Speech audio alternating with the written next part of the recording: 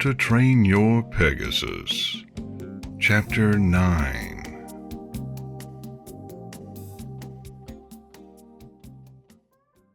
That night, Snowbolt curled up by the cave's fire and stared at her own cutie mark until she could not hold her eyelids open any longer. Once asleep, she dreamed that she was flying up and up through a sapphire blue sky into the black night sky above, past the moon, and straight on to the stars. She was awakened the next morning when Scarlet called to her. "Wake up, Pot-Pie. It's morning." Snowbolt woke from her dream, still smiling, and rubbed her sleepy eyes. Good morning, Scarlet. Scarlet seemed uncharacteristically chipper that morning. Snowbolt could see that she had been up for a few hours, working on something in the corner of the cave that served as the kitchen. The floor of that part of the cave was evenly coated in flour. "Today's the big day, Pot-Pie. I think we've put it off long enough, don't you? I've got the crust and the filling all ready for you." Snowbolt's sleepy brain did not immediately understand what Scarlet meant. As the realization dawned on her, a smile froze in place and slowly turned to horror. You're gonna eat me?"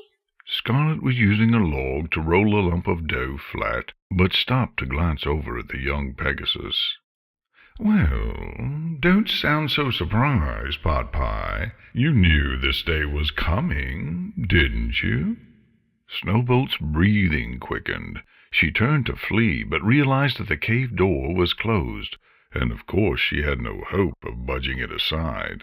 She could not run, and she certainly could not overpower the dragon. She was stuck. She was going to die. "But Tears began to roll down the filly's cheeks. Scarlet had finished rolling out the enormous lump of dough and carefully laid it down in what looked like a large above-ground swimming pool she meant to use as a pie pan. Her task finished, she dusted the flour from her claws and approached the little filly. But... Snowbolt again considered making an attempt to flee, but she knew that it would be pointless. "But I can fly now." Scarlet nonchalantly picked the young filly up by her tail in a pincer grip and began carrying her over to the kitchen. "Yes, Pot-Pie, that was the whole idea. Don't you remember?" Snowbolt did not struggle. Hanging upside down from the dragon's grip, she began to weep quietly. Now, Pot-Pie, let's keep the blubbering to a minimum, shall we? I've gone to great trouble to get the seasonings just right, and I'll not have you over-salting my meal. And anyways, weren't you the one who said you didn't care if I ate you or not?"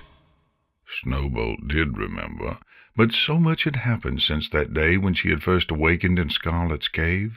Then it had felt like her life was over, but now she realized that her life, her real life, had just begun. It was only yesterday that she had discovered what she was meant to be, and the future had seemed to stretch out in front of her forever, bright and promising, like the dawning of a new day. Had she really come this far, earned her cutie mark and all, only to be ground to bits for a monster's brunch the very next day? Scarlet set Snowbolt down on the granite slab that served as the dragon's kitchen counter, holding her in place with one claw. The dragon grabbed a great metal knife from nearby and began sharpening it on a stalactite, idly chatting as she did so.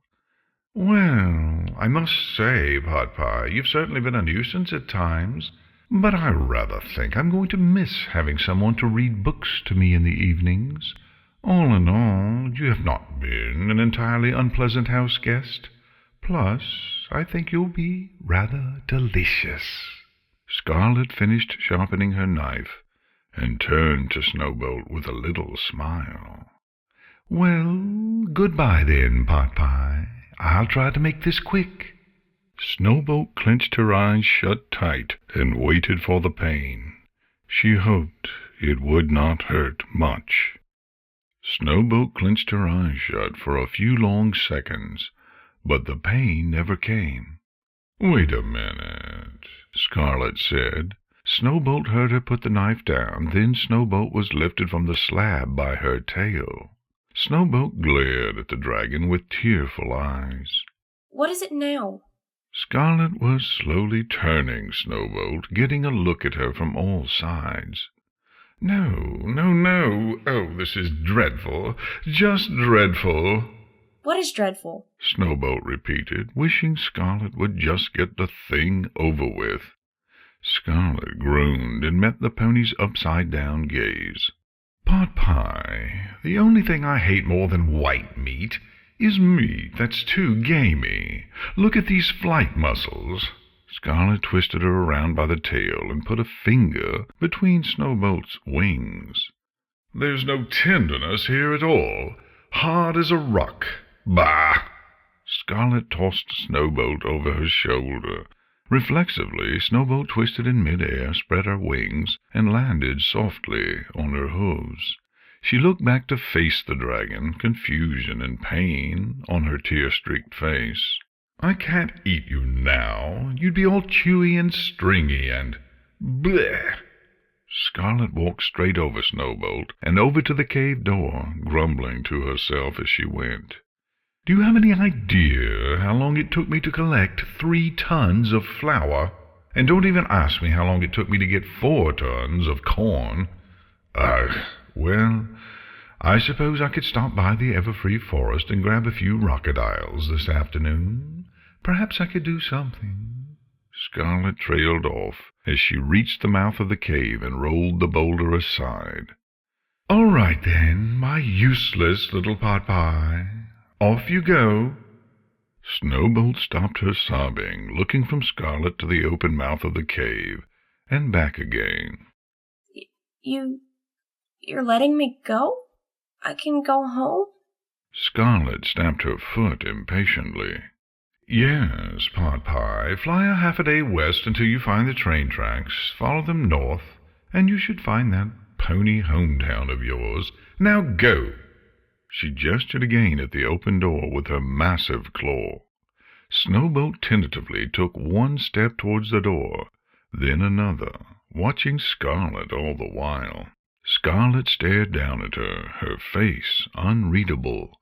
Snowbolt kept walking until she was outside. It was a beautiful day. Looking out across the valley, Snowbolt saw that the snow on the valley floor was starting to melt in places.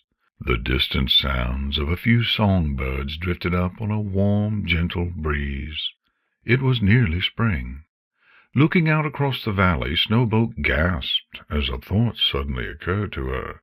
Scarlet had brought her to this cave, saved her from falling when she tried to escape. That conversation about her father. And now, mouth agape, Snowbolt turned back to Scarlet. This whole time!